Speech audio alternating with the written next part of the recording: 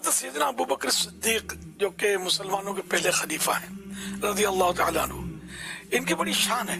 بہت بڑی شان ہے، یہاں تک کہ یہ تمام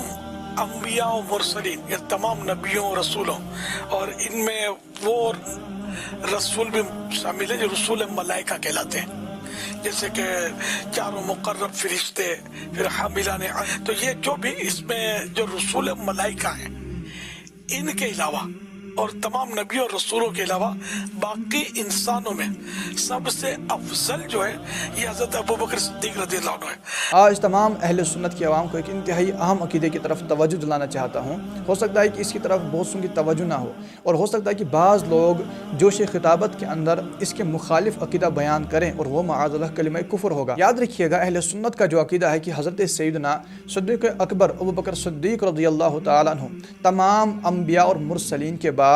تمام مخلوقات الہی سے افضل ہیں۔ بالکل یہ عقیدہ حق ہے، اس میں کسی قسم کا شک و شبہ نہیں ہے، لیکن یہاں پر تفصیل اس بات میں ذہن میں رکھیے گا، اس میں جو لفظ مرسلین استعمال ہوتا ہے، یاد رکھیے گا اس لفظ مرسلین سے مراد وہ رسول جو انبیاء علیہ السلام میں تشریف لائے وہ بھی ہیں، اور وہ رسول جو فرشتوں میں ہوتے ہیں وہ بھی ہیں، یعنی ان کے بعد حضرت سیدنا صدیق اکبر رضی اللہ تعالیٰ عنہ تمام مخلوقات الہی سے افضل ہیں۔ یاد رکھیے گا، فرشتوں میں بھی رسول ہوتے ہیں جنہیں مرسلین ملائکہ کہتے ہیں، انہیں ملائکہ مقربین بھی کہتے ہیں، جیسے حضرت سیدنا جبریل امین علیہ السلام، حضرت میکائیل علیہ السلام، حضرت اسرافیل علیہ السلام، حضرت سیدنا عزرائیل علیہ السلام، اور حاملین عرش یعنی عرش کو اٹھانے والے فرشتے، یہ مرسلین ملائکہ کہلاتے ہیں۔ تمام فرشتوں سے افضل فرشتے یہی ہیں، بلکہ یاد رکھیے گا تمام غیر انبیاء سے یہ فرشتے افضل ہیں۔ کون فرشتے؟ مرسلین ملائکہ۔ سب فرشتوں کی بات نہیں ہو رہی، صرف مرسلین ملائکہ کی بات ہو رہی ہے، اور یہ انتہائی اہم عقیدہ ہے۔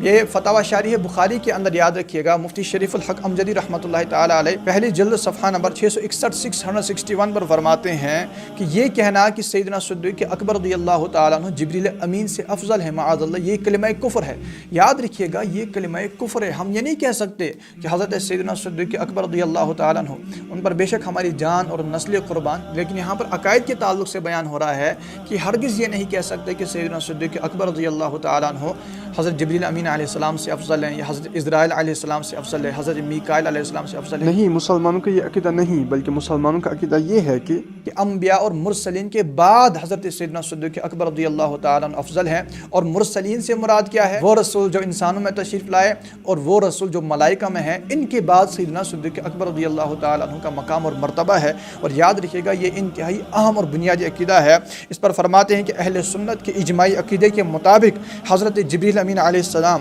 سیدنا صدیق اکبر رضی اللہ تعالیٰ عنہ سے افضل ہیں، اور عقیدہ یہ ہے کہ رسول بشر یعنی وہ رسول جو انسانوں میں تشریف لائے وہ رسول ملائکہ سے افضل ہوتے ہیں، اور رسول ملائکہ یہ تمام غیر انبیاء سے افضل ہیں۔ غیر انبیاء میں تمام آگے صحابہ کرام علیہم رضوان بھی، اولیاء کاملین بھی، کہ رسول ملائکہ ان تمام سے افضل ہیں۔ سید اعلیٰ حضرت امام اہل سنت امام احمد رضا خان رحمۃ اللہ تعالی علیہ فتاوی رضویہ کی جلد نمبر 29 صفحہ نمبر 630 پر ارشاد فرماتے ہیں کہ مرسلین ملائکہ بالاجماع تمام غیر انبیاء سے افضل ہیں۔ اور یاد رکھیے گا، یہ عقیدہ ضروریات دین سے متعلق ہے۔ اگر کوئی ضروریات دین میں سے کسی عقیدے کا انکار کرتا ہے وہ دائرہ اسلام سے خارج ہو جاتا ہے۔ فتاوی شارح بخاری کے اندر ہی اسی صفحے پر 661 پر شارح بخاری رحمۃ اللہ علیہ فرماتے ہیں جبریل امین علیہ السلام رسول ملائکہ میں سے ہیں، تو یہ کہنا کہ حضرت صدیق اکبر رضی اللہ تعالیٰ عنہ جبریل امین سے افضل ہیں، فرماتے ہیں کفر ہے،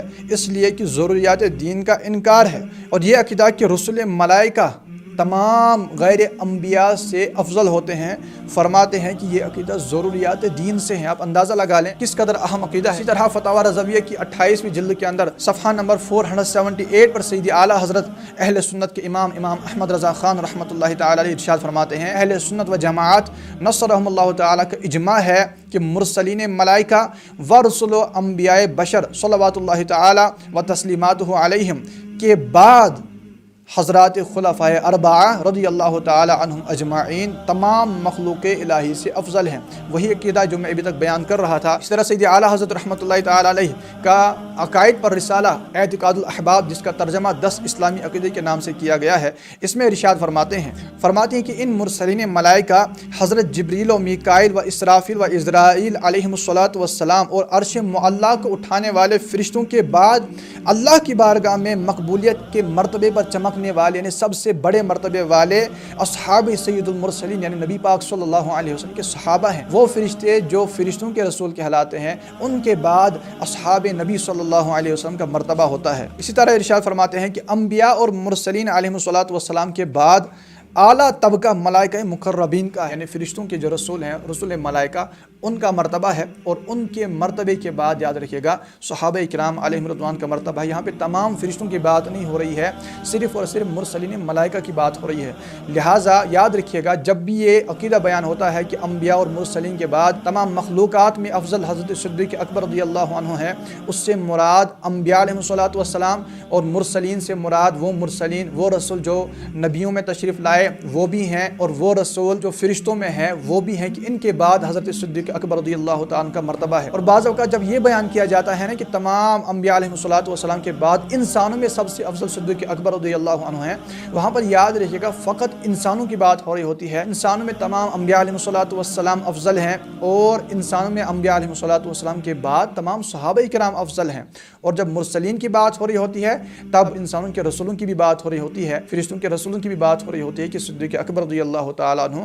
ان کے بعد تمام مخلوقات الہی میں افضل ہیں۔ اللہ تعالیٰ ہمیں اہل سنت کے صحیح عقائد سمجھنے کی، ان پر گامزن رہنے کی توفیق عطا فرمائے۔ اس ویڈیو کو لازمی شیئر کریں کہ لوگ اس اہم ترین ضروریات دین سے متعلق یہ جو عقیدہ ہے اس سے بھی آگاہ ہو جائیں۔ السلام علیکم ورحمۃ اللہ وبرکاتہ۔